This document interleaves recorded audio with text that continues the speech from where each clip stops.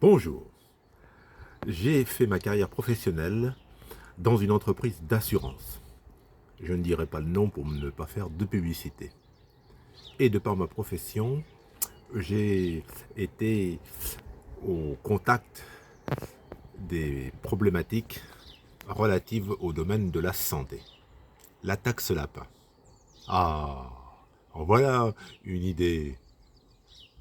On est confronté à quelque chose que je n'ai pas connu lorsque j'étais en activité professionnelle. Une multiplication de rendez-vous pris par les patients et qui ne sont pas honorés. Ce qui est d'ailleurs paradoxal, puisqu'on a de plus en plus de mal à trouver un médecin généraliste ou un médecin spécialiste. Et donc l'idée de la taxe lapin, c'est de facturer 5 euros la personne qui prend un rendez-vous et n'y s'y présente pas. Est-ce, sans vouloir être méchant, de l'amateurisme de la part de notre actuel gouvernement? Il y a un couac. Une inondation dans le terrier, si je puis dire. En effet, Doctolib, plateforme de rendez-vous, s'oppose à la prise d'empreintes bancaires. Donc la personne prend son rendez-vous. Si on veut pouvoir faire payer une taxe de 5 euros aux personnes qui n'honorent pas leur rendez-vous, il faut prendre une empreinte bancaire. Doctolib s'y oppose. Autre plateforme de prise de rendez-vous, Maya, qui, elle, n'y est pas opposée de manière frontale, mais se pose quand même des questions. Alors,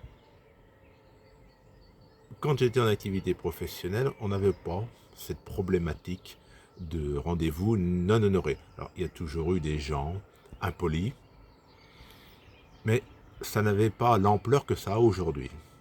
Alors, c'est un fait sociétal, déjà. Bon, vous allez dire je suis un vieux râleur. Je pense que la politesse se perd, la politesse de base. Et puis, nous avons abandonné un monde d'échanges humains pour un monde numérique. Bon, autrefois, vous allez dire, ça y est, le vieux repart dans l'ancien temps. Autrefois, on téléphonait à la secrétaire, on disait, voilà, je souhaiterais prendre un rendez-vous. Le rendez-vous était fixé. On avait un contact humain. Et je pense que ce contact humain engageait la personne qui prenait un rendez-vous. Ou même, on se présentait directement au cabinet médical. Aujourd'hui, on est sur Internet, c'est très différent. Internet, on clique, on va, on s'en va, on repart. C'est très différent. D'ailleurs, sur les sites de commerce en ligne, il y a de nombreux abandons de paniers. C'est-à-dire que la personne choisit un ou plusieurs articles et au moment de régler son panier, elle fait faux bond. Elle arrête la procédure. La vente ne se fait pas. Pour une raison X ou Y, la personne trouve que la procédure est complexe. Bon, mais c'est une histoire de clic. Vous n'avez pas de personne humaine en face de vous. Vous abandonnez votre commande de livres ou de produits quelconques. C'est terminé, vous passez à autre chose. Hélas, pour le rendez-vous médical, ça devient la même chose. Vous êtes sur Internet, vous cliquez, et puis bon, il se passe un événement quelconque. Bon, vous laissez tomber.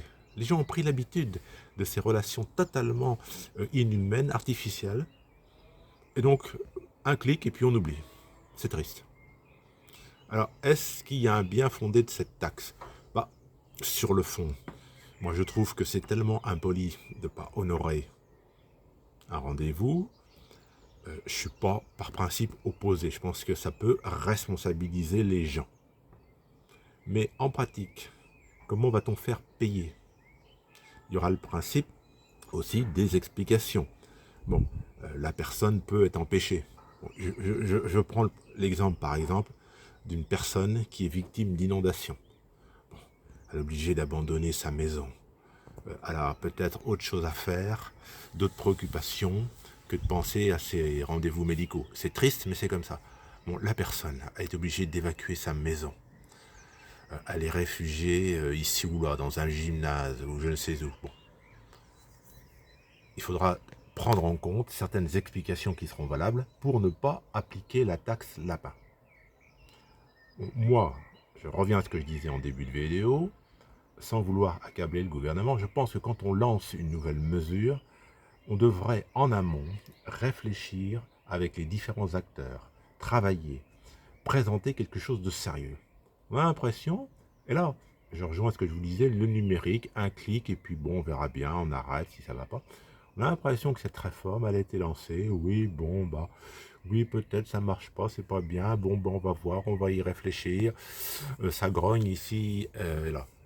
Manque de concertation, manque de sérieux, voilà. Je trouve que c'est un manque de sérieux. Donnez-moi, s'il vous plaît, votre avis là-dessus. Est-ce que vous pensez que la taxe lapin est justifiée? Est-ce que vous pensez que c'est scandaleux de mettre en place ce genre de mesures? Donnez, s'il vous plaît, votre commentaire. Alimentez le débat sur cette fameuse taxe lapin. Bonne fin de journée.